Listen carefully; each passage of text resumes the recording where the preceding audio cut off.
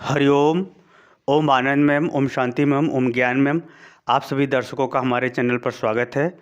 आज हम लोग बीएड फर्स्ट सेमेस्टर के अंतर्गत भारत शिक्षा में भारत का विकासशील प्रकृति और शांति संबंधी विशेषताएं, यानी दो चीज़ों को आज हम लोग पढ़ेंगे कि भारत में जो शिक्षा है वो जो विकास कर रही है उसका नेचर क्या है, उसका स्वरूप क्या है, उसका नेचर क्या है, उसका स्वरूप क्या है। यानी जो भारत में शिक्षा विकास कर रही है वो विकास के रूप में क्या चाहती है, क्या उसको कौन सा स्वरूप प्रदान करना चाहती है, उसका व्यवहार कैसा होना चाहिए, ये है।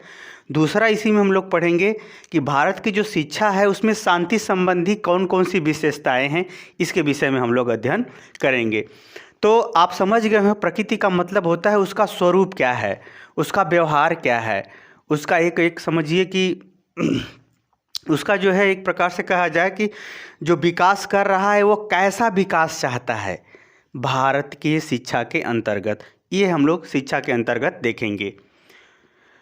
पहला है भारत के अंदर जो शिक्षा विकास कर रही है या शिक्षा के अंतर्गत उसका उदय हो रहा है, भारतीय शिक्षा का उदय हो रहा है या विकास हो रहा है, तो उसका नेचर क्या है, उसका व्यवहार क्या है, उदय होने का नेचर क्या है। पहला हम लोग देखते हैं वैज्ञानिकवाद को बढ़ावा। यहाँ वैज्ञानिकवाद का मतलब ये हुआ कि जो भी क्रियाकलाप हैं व्यवहार में, चाहे उत्पादन से किसी वस्तु को बनाने से संबंधित हो, उत्पादन से संबंधित हो, या ये कहें किसी वस्तु के उपभोग करने से संबंधित हो, क्योंकि हम जो विज्ञान का जो स्वरूप है वह उत्पादन से लेकर उपभोग तक की समस्त प्रक्रियाओं में, यानी किसी वस्तु का बनाने से लेकर के उसका प्रयोग करने तक समस्त क्रियाओं में उन क्रियाकलापों को बढ़ावा देती है जो हमको आरामदेह हो, कम लागत में बने और हमारे लिए अच्छा हो। यही विज्ञान जो है काफ़ी हर क्षेत्रों में अपना प्रयास करके उपकरण, विधि, प्रविधि, खोज, स्वरूप इत्यादि का निर्माण करता रहता है। तो वैज्ञानिकवाद को जो बढ़ावा दिया जा रहा है वह प्रत्येक क्षेत्र में, मानव की आवश्यकताओं से संबंधित प्रत्येक क्षेत्र में, वो चाहे वो व्यापार हो, चाहे उद्योग हो, चाहे घर हो, चाहे बाजार हो, और चाहे किसी स्वरूप में परिवर्तन हो, इत्यादि सभी क्षेत्रों में। तो सभी क्षेत्रों में वैज्ञानिकवाद, वैज्ञानिक गतिविधियों, वैज्ञानिक उपकरणों, वैज्ञानिक संबंधित ज्ञानों इत्यादि संबंधित जो कुछ भी वैज्ञानिक गतिविधियों से संबंधित है उसको जो है आधुनिक शिक्षा में जो है परिवर्तन वैज्ञानिक दृष्टिकोणों को ध्यान में रखते हुए किया जा रहा है। उसी तरह से चाहे अधिगमकर्ता, चाहे बालक की बात ले लीजिए या पढ़ाने वाले टीचर की बात ले लीजिए, सब में वैज्ञानिक विधियों के प्रयोग पर बल दे रही है भारतीय शिक्षा की विकासात्मक प्रकृति या विकासात्मक स्वरूप, ये बल दे रहा है। उसी तरह से अगर हम दूसरा देखें तो है वैश्विक स्तरीय प्रतिस्पर्धा। वैश्विक स्तर का मतलब विश्व स्तर पर या विश्व बाजार स्तर पर की अगर हम बात करें तो विश्व बाजार स्तर पर बात करें तो भारतीय शिक्षा प्रतिस्पर्धात्मक गतिविधियों को बढ़ावा दे रही है। यानी भारतीय शिक्षा में जो विकास हो रहा है वह विकास कौन सा नेचर लेकर के हो रहा है, कौन सी प्रकृति को धारण किया हुआ है, प्रतिस्पर्धात्मक स्वरूप को धारण किया हुआ है।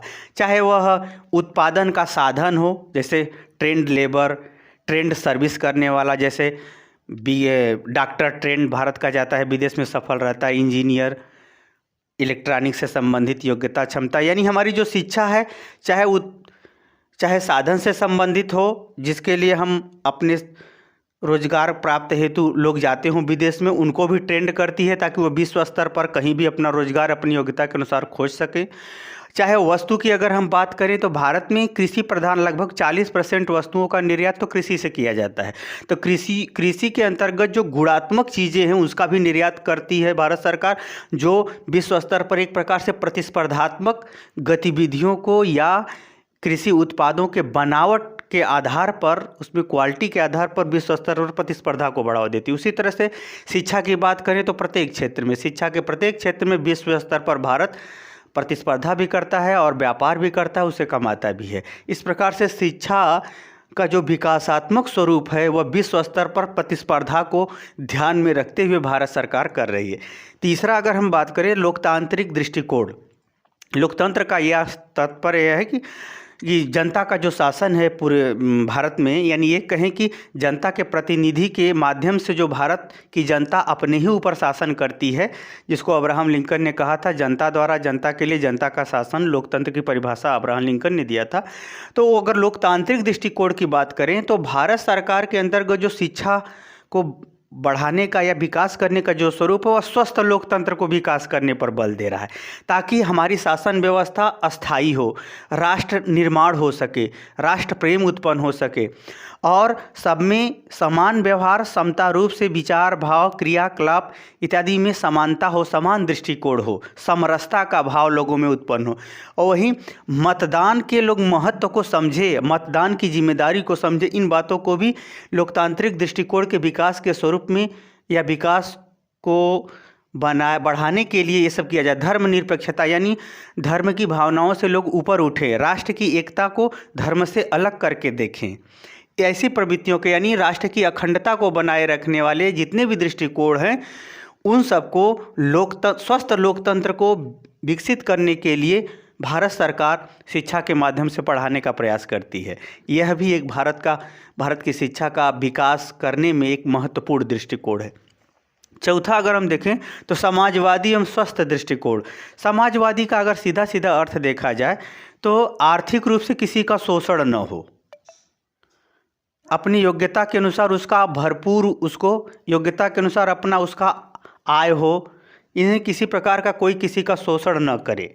और वही अगर थोड़ा सा और देखें तो ट्रस्टीशिप जो मार्क्स ने दिया था कि जो है सब लोग कार्य करें, सब लोग उपभोग करें, लेकिन संपत्ति पर सरकार का अधिकार होगा, वह भी दृष्टिकोण तो भारत सरकार उतना नहीं धारण की है, परंतु किसी का शोषण न हो इसको बहुत अधिक तक भारत सरकार शिक्षा के अंतर्गत शामिल किया है।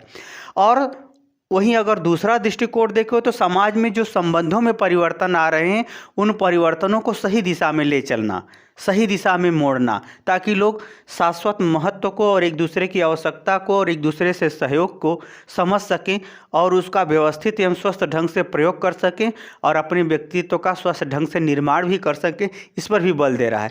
वहीं अगर हम कहें कि समाजवादी स्वस्थ दृष्टिकोण के अंदर प्रवृत्तियाँ यानी जो कुछ अच्छी प्रवृत्तियाँ हैं मानव व्यवहार के अंतर्गत, भारतीय संस्कृति के अंतर्गत, उसे बनाए रखने के लिए जो है भारत सरकार प्रयास करती है। जैसे धार्मिक प्रवृत्तियां हैं, दान की प्रवृत्तियां हैं, सहयोग की प्रवृत्तियां हैं और एक प्रकार से राष्ट्रीय एकीकरण की प्रवृत्तियां हैं, सांस्कृतिक और सामूहिक एकता की जो प्रवृत्तियां हैं उसको भी भारत सरकार बनाए रखने पर बल देती है।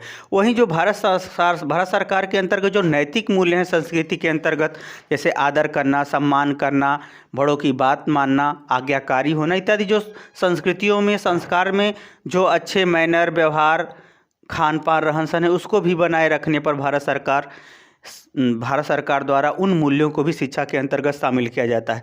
धारणा का यहाँ अर्थ है कि जो समाज में एक दूसरे के प्रति, देश के प्रति या मूल्यों के प्रति जो धारणा, अच्छी धारणा है वो भी समाज में बनी रहे। जैसे भगवान राम के प्रति, गीता जी जो कृष्ण भगवान ने उपदेश दिया उस ग्रंथ के प्रति, संविधान के प्रति, यानी इस प्रकार से अगर हम कहें तो समाजवादी स्वस्थ दृष्टिकोण संबंधी जो भी गतिविधियां हैं उसको भी भारतीय शिक्षा के विकासशील प्रकृति के अंतर्गत शामिल किया गया है। आगे चलें, नारीवादी समाजवादी दृष्टिकोण। नारीवादी समाजवादी दृष्टिकोण का यहाँ तात्पर्य है कि महिलाओं की जो मूल समस्याएं हैं उनको दूर करते हुए पुरुष और स्त्रियों में भेदभाव किए बिना महिलाओं के प्रति स्वस्थ दृष्टिकोण का निर्माण करने संबंधी जो भी हैं क्रियाकलाप, अध्ययन की जो भी सामग्री है, जो भी आदर्श हैं, जो भी नियम है, जो भी आवश्यकता है, उनके अनुसार भी पाठ्यक्रमों को पढ़ाए जाने पर, पाठ्यक्रमों में विषय वस्तु को शामिल करके पढ़ाए जाने पर बल दिया जा रहा है। यानी महिलाओं के प्रति स्वस्थ दृष्टिकोण हो, पुरुष किसी प्रकार का शोषण न कर सके, उनके मौलिक अधिकारों का हनन न कर सके, इसको भी ध्यान में रख करके पाठ्यक्रम का निर्माण किया जाता है आधुनिक समय में शिक्षा की विकासशील प्रकृति के अंतर्गत। छठा देखें तो प्रतिस्पर्धात्मक शैक्षिक प्रवृत्तियाँ। भारत सरकार द्वारा शिक्षा के क्षेत्र में अनेक प्रकार के प्रतिस्पर्धात्मक जो है रोजगार के लिए परीक्षाएं तो होती ही हैं, उसके अलावा जो प्राइवेट सेक्टर में भी होती हैं, जो अन्य जगहों पे होती हैं, जो किसी प्राइवेट संस्थाओं के माध्यम से भी कराई जाती हैं।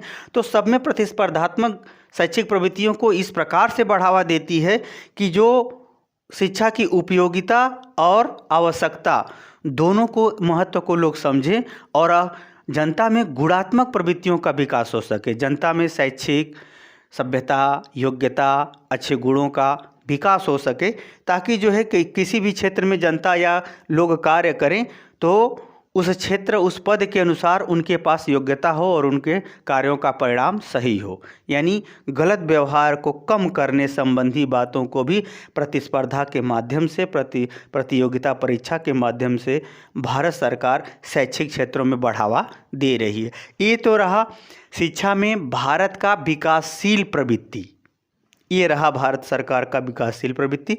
जो महत्वपूर्ण थे मैंने उनको बता दिया है, और भी जो होंगे अभी तो हम उनको नहीं, बस इतना ही 6 से ही काम चल जाएगा बीएड स्तर पर। अब हम आगे चलते हैं। शांति संबंधी विशेषताएं। शांति क्या है? शांति एक आवश्यकता है। आदमी सुख और दुख में परिवर्तन जो होते रहते हैं वो मन का विकल्प होता है, परंतु शांति का आधार सत्य होता है। जो सत्य है, जो सही है, वही शांति को महसूस कर सकता है। जो वास्तविकता को धारण किए हुए है, जो अपने वास्तविक कर्तव्य जिम्मेदारियों को पूरा करता है, वही सुख के साथ शांति को पाता है। अर्थात सुख तो सभी, अच्छे बुरे सभी को मिल सकता है, परंतु शांति सिर्फ अच्छे और सत्य पर आधारित व्यवहार और क्रियाकलाप, अनुशासन, नियम में ही प्राप्त होते हैं। इसलिए शांति एक आवश्यकता है। शांति के बिना कहीं भी एकीकरण संभव नहीं है। शांति का आधार पवित्रता और सत्य है। शांति एक आवश्यकता है जो व्यक्तिगत रूप से चाहिए और सामाजिक रूप से भी चाहिए। यदि भारत में कम रईस होंगे, ज़्यादा गरीब जनता होगी, तो भी शांति संभव नहीं है। इसी तरह से यानी व्यक्तिगत रूप से अगर आप अपने कर्मों को सही ढंग से नहीं करते तो आप व्यक्तिगत रूप से शांति नहीं महसूस करेंगे। दोस्त आपको मिठाई खिला देगा तो आप मिठाई खा के तो खुश हो जाओगे, परंतु आपको अपनी शांति नहीं मिलेगी। अपनी शांति चाहिए तो उसका आधार सत्य है, उसका आधार अनुशासन है, उसका आधार अपने कर्मों को पूरा करने में है।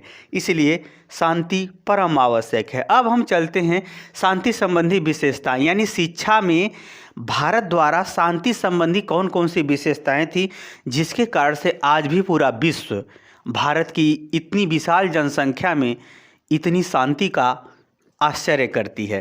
फिर भी यदि हम शाश्वत यानी सत्य को छोड़ते चलेंगे तो शांति धीरे धीरे कम होती जाएगी। अतः फिलहाल में हमारी जो टॉपिक है भारत की शिक्षा में शांति संबंधी क्या स्वरूप है, क्या विशेषता है, उसको देखते हैं। पहला, धर्मदूत या शांति दूत का संदेश। ये कहें भारत द्वारा विश्व में कभी भी राज्य के अधिग्रहण के लिए आक्रमण नहीं किए गए। भारत द्वारा सदैव विश्व स्तर पर और व्यक्तिगत स्तर पर शांति संबंधी बात की गई। शांति शाश्वत चीज़ों में छिपी होती है। शाश्वत चीज़ों को यानी दार्शनिक चीज़ों को, आध्यात्मिक चीज़ों को, वास्तविक चीज़ों को भारत के माध्यम से पूरे विश्व स्तर में, पूरे विश्व में किसी न किसी के माध्यम से भारत का संदेश जाता रहा है। यही कारण है कि भारत एक पूरे विश्व के लिए एक शांति दूत भी है। चाहे वो भगवान बुद्ध लेके गए हों शांति का संदेश, चाहे वो किसी अशोक सम्राट के माध्यम से गया हो, या फिर अन्य भी जो राजा महाराजा जो सामाजिक सेवक रहे वो भी। इसी तरह से भारत जब स्वतंत्रता संघर्ष कर रहा था, भारत के जो महान नायक, महान नेताओं ने जो संघर्ष किया, उन संघर्षों में भी किसी अनैतिक या असभ्य व्यवहार को किसी ने स्वीकार नहीं किया था। यही कारण है कि जो भारत का जो है स्वतंत्रता संघर्ष वह बिना खून खराबे के ही सफल रहा। यानी शांति का जो स्वरूप रहा वह इस प्रकार पूरे विश्व को भारत के माध्यम से गया, जिससे अस्त व्यस्त जनता या समाज में एक समायोजन स्थापित कर दिया, जो शाश्वत शक्ति का महसूस करा दिया। शाश्वत शक्ति अगर ये बात कहें, भारत में आज भी ऐसे मंदिर हैं जैसे ज्वाला देवी, आध्यात्मिक और ईश्वरीय शक्ति को महसूस किया जा सकता है, उसको देखा जा सकता है। भारत का शांति दूत और भारत का द्वारा धर्म दूत इस प्रकार से रहा कि आज भी पूरे विश्व को अपनी तरफ शांति के लिए आकर्षित करता है, क्योंकि भारत पूरे विश्व के लिए एक शांति दूत रहा, एक शांति का संदेश सदैव हर युगों में देता रहा है, आज भी देता है। यही कारण है कि लोग संस्कृत पढ़ने आते हैं विदेशों से, धर्म को पढ़ने आते हैं, आध्यात्म को पढ़ने आते हैं, क्योंकि जैसे अलौकिक चीज़ों में परम शांति परम शक्ति का वास होता है, जो अपने आप हर अच्छे व्यक्ति को बरबस खींच ही लेता है। दूसरा बात करें आध्यात्मिकता का वास्तविक स्वरूप, आध्यात्म क्या है? ऐसे लौकिक और पारलौकिक। लौकिक जो दिखाई देता है, पारलौकिक मतलब जो दिखाई नहीं देता परंतु होता है। जैसे अगर हम बात कहें कि आत्मा होती है तभी सभी लोग जीवित हैं, अगर आत्मा न हो तो सब लोग मर जाते हैं। आत्मा होती तो जरूर है लेकिन दिखाई नहीं देती है। उसका स्वरूप क्या है, वो कैसे झाड़ करती है, किसी शरीर को कैसे छोड़ती है, इत्यादि अगर हम बात करें अलौकिक, लौकिक और पारलौकिक दोनों गतिविधियों में ज्ञान, योग से भी देखा जा सकता है, साधना जिसको भक्ति, कर्म, ज्योतिष के माध्यम से। ज्योतिष को तो पहले विज्ञान स्वीकार ही नहीं करता था, पाश्चात्य जगत की साइंस, परंतु अब पूरी तरह मानता है। जो विज्ञान का कैलकुलेशन है वो पहले ही ज्योतिष हजारों करोड़ों लाखों साल पहले में करके रख दिया कि क्या होने वाला है। यानी ज्योतिष की बात करें, वेद पुराण, इसमें जो भी व्यवहार से संबंधित बातों का वर्णन किया गया है, बताया गया है, आज भी मानव समाज में देखा जाता है, वह प्रमाण के साथ सही उतरता है। व्यवहार में, स्वरूप में, काव्य में, इतिहास में इत्यादि ऐसा भारत एक आध्यात्मिक केंद्र रहा जो आज भी व्यवहार के किसी भी क्षेत्र में असफल नहीं है। ये अलग बात है कि मानव समाज वहाँ तक समझ पाया है या नहीं, उसके परिवर्तन को समझता है या नहीं, उसके प्रभाव को पहचानता है या नहीं, ये अलग बात है। परंतु आज भी भारत का दर्शन विश्व में मानव व्यवहार के लिए आज भी सत्य है, जानने वाले के लिए। जो नहीं जानता वो क्या समझेगा। इसलिए भी भारत आध्यात्मिक केंद्र बिंदु रहा, जो विभिन्न ग्रंथों, विभिन्न क्रियाकलापों के माध्यम से देखे जाते हैं। इसलिए भी भारत के माध्यम से पूरे विश्व में शांति गई। आगे चलें, सद आचरण, यानी भारत में जो है अच्छे आचरण यानी आचार विचार, व्यवहार, खान पान, रहन सहन पर सदैव से बल दिया गया। और यही कारण है कि भारत में आदर्श हर क्षेत्र में आपको मिलेंगे, हर क्रिया में आपको आदर्श मिलेंगे। उसी तरह से सद्भावनाओं पर विशेष बल दिया गया। जहाँ सद्भावना होती वही सच्ची सोच होती, उसी सच्चा ज्ञान होता है, उसी जगह सच्चा विकास भी होता है। सद्भावनाओं पर बल दिया गया, क्रियाओं पर बल दिया गया। अच्छे अनुशासन, चाहे शरीर संबंधी व्यायाम के अनुशासन हो, चाहे क्रिया संबंधी अनुशासन हो, चाहे राजा का अनुशासन हो, चाहे किसी का भी अनुशासन हो, सुशासन के लिए अनुशासन पर विशेष बल दिया गया। उसी तरह से सामाजिक स्वास्थ्य की बात करें तो सामूहिक सद्भाव, सद्प्रेम, सद्विश्वास से एक दूसरे से लोग जुड़े हुए हैं। ऐसे आचरण पर, जैसे भगवान राम का आचरण, भगवान कृष्ण का आचरण, इसी तरह से समाज जो सुधारक हुए हैं, महान जो समाज सुधारक, महान जो समाज के दार्शनिक हुए, सर्वपल्ली राधाकृष्णन को ही ले लीजिए, गांधी जी को ही ले लीजिए, जितने भी आदर्श हुए भारत में जो समाज सुधारक हुए, उन्होंने सदाचरण पर बहुत बल दिया है। भारत के दार्शनिकों का एक अपना अभूतपूर्व यह विशेषता पाई जाती है। इसलिए भी शांति के संदर्भ में भारत की जो है अभूतपूर्व विशेषता और अपना महत्वपूर्ण स्थान है। चौथा चलते सभ्यता और संस्कृति के मूल्य। सभ्यता का होती व्यक्ति के बीच में व्यवहार, या व्यक्ति और समाज के बीच का व्यवहार जो होता है वो सभ्यता से हम देखते हैं। संस्कृति का जो व्यवहार होता है वो संस्कार संबंधी गतिविधियों से मिलती है, जो माता पिता द्वारा बालक को क्रियाकलाप, व्यवहार, सोच समझ इत्यादि के माध्यम से बाल्यावस्था तक सामान्यतः प्रदान की जाती है, और संस्कार संबंधी गतिविधियाँ होती हैं। तो सभ्यता और संस्कृतियों के भारत में अपने अपने मूल्य रहे हैं, उनका अपना एक अस्थाई प्रतिबिंब रहा है, अस्थाई एक स्वरूप रहा है, जिसके माध्यम से लोग सीखते हैं, समझते हैं, जानते हैं, अपनाते हैं। जैसे बड़ों का आदर करना चाहिए, ये संस्कार में भी सिखाया जाता है, भारतीय संस्कृति में भी सिखाया जाता है। भगवान को प्रणाम करना चाहिए, जो ईश्वर को मानता है वो गलत नहीं करता। नास्तिक व्यक्ति ईश्वर को नहीं मानता। कोई कितना अच्छा है, कौन कितना बुरा है, इसी से पता चल जाता है कि जिस आदमी को गलत काम से कोई भय ना हो वो समझिए नास्तिक है। जिस आदमी को गलत काम से भय हो और सही कार्य करता हो वही आस्तिक है। तो इस प्रकार से कहें सभ्यता संबंधी जो मूल्य रहे, चाहे हाव भाव, खान पान, रहन सहन, वेशभूषा से संबंधित हो, चाहे कोई मैनर से संबंधित, संस्कृति संबंधी बात हो, आदत से, स्वभाव से, वाणी से, सभ्यता से, इत्यादि से कोई संबंधी जो मूल्य रहे, जो बात रहे, वो हमेशा से भारत में सिखाए जाने का प्रयास किया जाता है, आज भी किया जाता है। यही कारण है कि संबंधों के आधार पर अच्छे परिवारों में लड़ाई झगड़ा नहीं होती। संबंधों की गरिमा, महत्व, कद्र, उसका उपयोग, उसके साथ उचित व्यवहार को लोग समझते हैं। यही कारण है कि इतने बड़े भारतीय समाज में भी आज भी शांति काफ़ी है, और इस मूल्य को जो समझता है वही परिवार अच्छा है, उसी घर परिवार में अच्छा संस्कार भी है।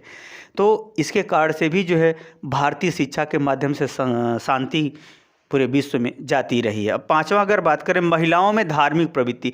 शांति का अगर हमारे दृष्टिकोण से बात करें तो भारतीय महिलाएं सबसे महत्वपूर्ण हैं, क्योंकि भारतीय महिलाएं कोई कितना हो नास्तिक हो, वो भगवान को जरूर मानती है। ये अलग बात है कि पूजा करती है या नहीं करती है, उसके मन में एक ईश्वर के प्रति एक अलग ही हृदय होता है। जिस तरह से अगर हम बात करें कि सभी माताओं के हृदय में अपने बच्चों के लिए विशेष स्थान होता है, उसी तरह से भारतीय माताओं में भारत का कुछ ऐसा प्राकृतिक स्वरूप ही रहा है कि जो महिलाओं में भगवान के प्रति अपना एक विशेष आस्था होता है, उसका एक अपना विशेष सोच होता है।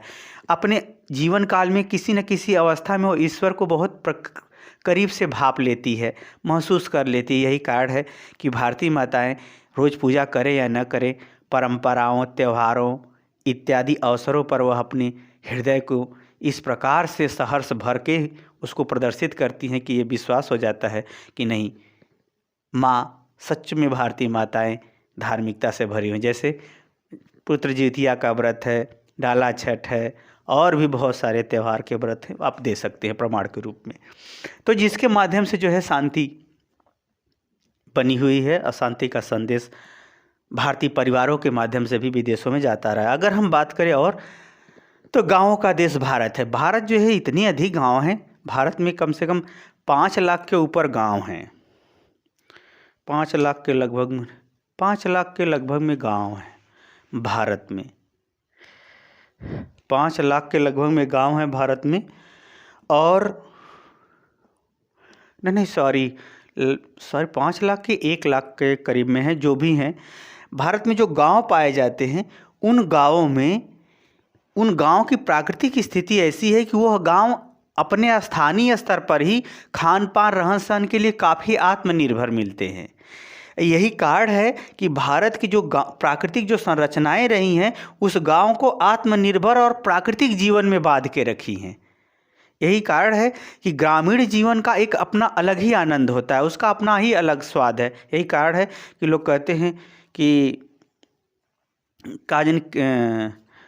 क्या बताएं उसको, सॉरी, कि कितने किलोमीटर पे जो है अब बोली बदल जाती है और उतने किलोमीटर पे पानी बदल जाता है, और उतने किलोमीटर पे खान पान, रहन सहन, ऐसे ही कुछ कहावत है। वो कहावत मुझे याद नहीं आ रही, सॉरी, मुझे क्षमा कीजिए। तो गाँव का जो स्वरूप रहा है वह स्थानीय तौर पर आत्मनिर्भर रहा है। यही कारण है कि कोई विवाद का कोई व्यापक समस्या भारत में कभी नहीं उत्पन्न हुई शांति को लेकर के। हाँ, ये अलग बात है कि शोषण को लेकर के, दुर्व्यवहार, दुशासन, गंदे शासन को लेकर के हुई है, बात अलग है। परंतु प्राकृतिक दृष्टिकोण से शांति यहाँ बहुत ज़्यादा रही है।